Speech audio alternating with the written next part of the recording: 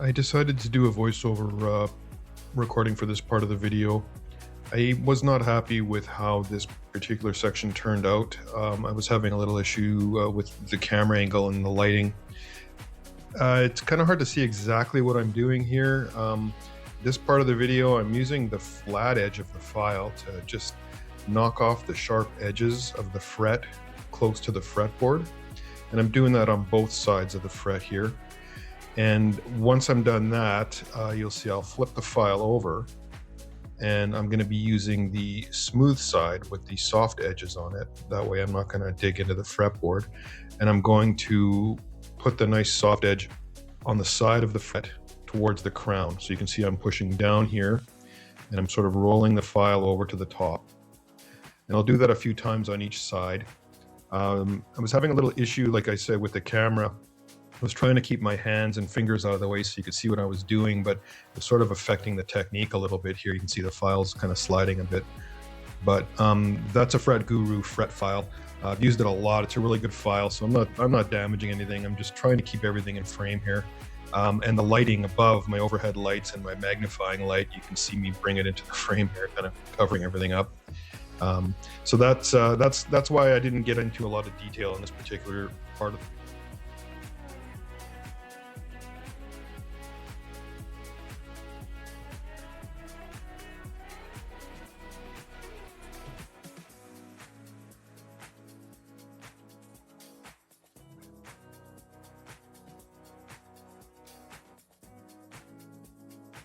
This part of the video, you can see I'm taking the file and I'm filing off the sharp edge of the fret where the fret meets the edge of the fretboard, not the tang of the fret. There's no issues there. It's just the edge of the fret. And I'm filing downwards, and all that's doing is taking off that hard, sharp edge where the fret meets the wood.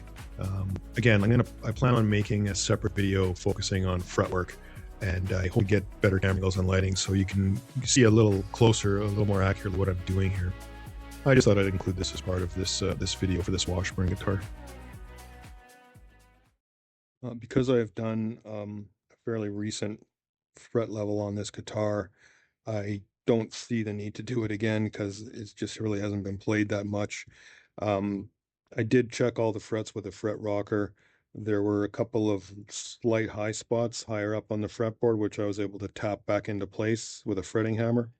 But they're all still nice and level. The crowns are still good. So really, I'm just going to use these fret erasers I have here, just to take some of the dirt and the grime off, and just to polish them up and give them a bit of a shine, and to help remove some of the scratch marks from the files here. I did sand the sides of the neck.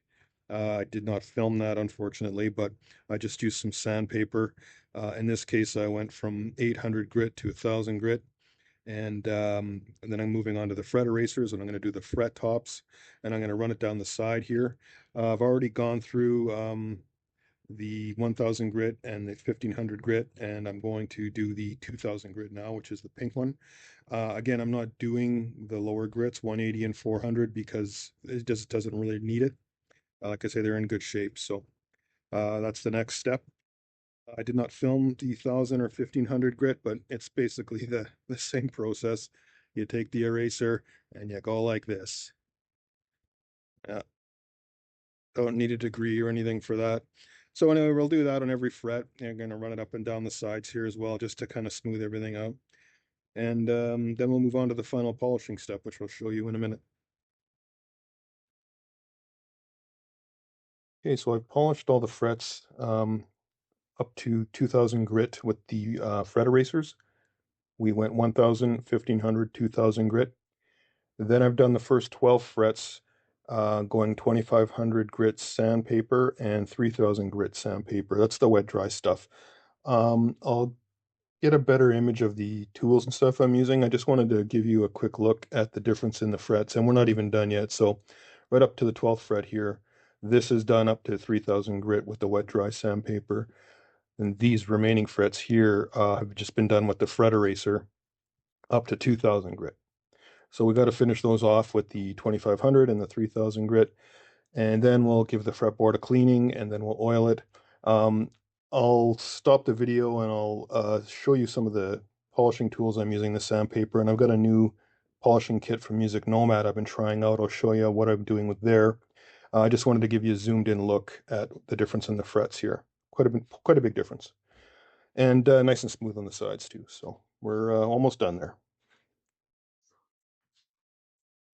Okay, so we're done with the polishing of the frets. Next step, we're going to clean the fretboard. And this fretboard is pretty clean. Like I said earlier, this guitar hasn't been played very much since the last time I looked at it. So we're just going to give it a quick wipe down with some of this. This is almost empty, so I'm going to have to pour it out of the jar. But normally you'd spray it on the fretboard and then just wipe it off with a rag. I'm just going to have to pour it on the rag like that and just wipe it on the board. But we're not going to need very much, so.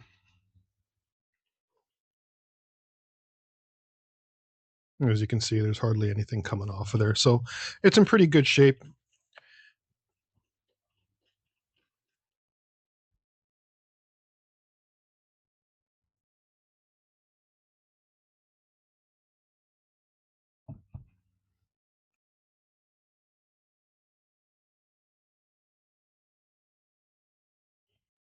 And once we're done that and it's dried, we will oil the fretboard.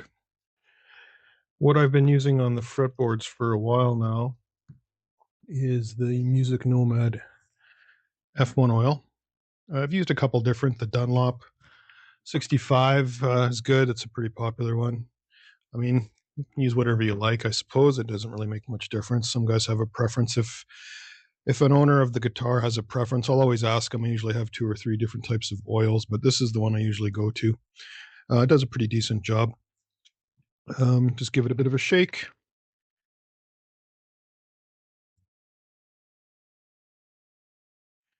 And we just put a little on the fretboard here.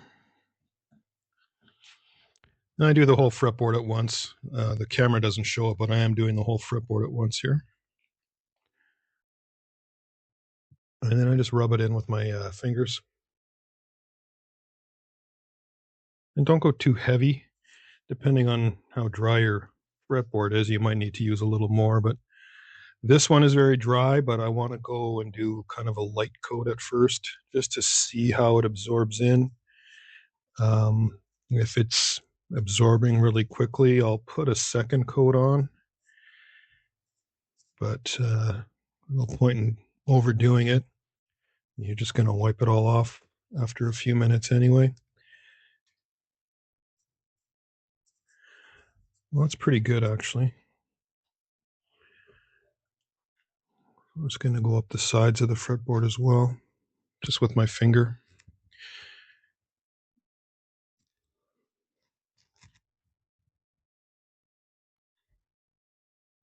Okay, so we got a nice thin coat over everything. Gonna let that sit for a few minutes. While we're waiting, I wanted to show what I was using to polish the frets. This is a kit from Music Nomad, and they call it the Tracers Fret Finishing Kit. I've used this a couple of times now, about 3, and it's actually pretty good. It works pretty well. So it comes with what they call loops, which are pieces of sandpaper, and they're numbered 1 to 4, and different grits, 1 being the coarsest and 4 being the finest. I can't remember the exact grits, but I don't know that. I'm not really sure what that is. Maybe 400 or 600. I'm not really sure, but I think they go all the way up. This 4 is, I think it's like 12,000. I'd have to check, but it doesn't list it on the card that the unit comes with. 4 micromesh polishing loops. Doesn't give the grits. I think I saw it on their website, but yeah, I can't remember. But anyway, it's pretty basic instructions that it comes with, but I'll just show you what you would normally do with this thing. You would take it and pull it like this to open it up, and then you will take one of the loops and slide the loop over while you're holding that back. Okay, and then slide the loop up so it covers to the end, and then you just release the handle, and that tension keeps the loop from sliding off while you're polishing your fret. So it's pretty cool. And if you look at the bottom here, both sides have a groove, so the fret will fit right in there, and it's on both sides. So when you got the loop inside, or sorry, you got the loop on the unit, you do your one fret, you flip it over, you do the other fret, then you pull the thing just a little bit to loosen it, and then you can slide the loop to a clean section of the sandpaper. And I'll show you. There we go. So you do your frets right like this, and then when you're done, you just pull the thing back and slide the loop and release it. It doesn't release all the way, but that tension is holding that thing in place. So when you're doing your frets, it's not going to slip and slide around. So you can see I've used this a few times. You can see the marks the frets leave, and it works pretty good. Had good luck with that. Whoops. Then it comes with this little sanding block, which got a hard side and a softer foam side, and that's for going down the sides of the fretboard. So you could flip it over on the hard side for the coarser stuff, and then you could use the softer foam side for getting around the fret ends to really make them nice and smooth and polish them all up. And yeah, so that works pretty nice. And you use the same loops that that come with the unit. They just slide over top of this thing as well. So I didn't actually use these on this job because I didn't do any recrowning or filing or anything other than dressing the fret ends. So what I tried, and this was the first time I tried this, and it seemed to work pretty well, is I just took some sheets of 2500 and 3000 wet dry and just held it while I was polishing the frets. Just wrapped it around. And same idea. I just held it with my thumb and my finger while I was doing the frets, and then just moved them, as you can see, as I went. And I just cut a sheet. The sheets I have, I just cut them in half. So I did the 2500 and the 3000 just with this tool and the paper wrapped around the tool. And it seemed to work really well. And I'm happy with that. I mean, for what the type of fretwork that we did here, I think that was more than enough. You probably could have just used the fret erasers if that's all you had. They went up to 2000. And if you wanted, you could use some 4/0 steel wool, which is very, very fine steel wool. But then, I would suggest you mask off the fretboard and maybe your pickups, electronics, because you don't want those little metal filings getting in there, and they will get in there. Like, they go everywhere. It is a pretty messy job. I would, whenever I use the steel wool, I've got a couple of dedicated rags and stuff I'll put down. I'll mask off the electronics and the fretboard, of course, and I'll just use the steel wool. It just adds a nice little final polish to like a luster to the frets, which really look nice.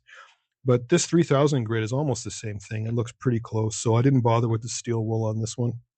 I don't think it was really necessary because they got a nice shine on them as it is. So that oil is still soaking in a little bit, so we'll let that sit for a little longer.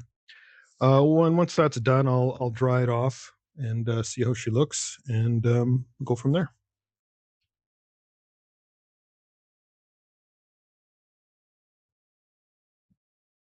I ended up putting a second coat of the F1 oil on the fretboard, a total of 2 coats on this particular one, and I've wiped off the excess, if you can see here, with a rag. And I'm pretty happy with how it turned out. It looks nice, and that dark wood really stands out when you clean it up and oil up the fretboard. Frets look good, and I think we are done. That should do it for this part of the video. Thanks for watching. In part 3, we will be looking at the body, and we'll be cleaning it up and giving it a good polish, and we will be addressing that scuff mark on the bottom of the guitar. Hope to see you next time.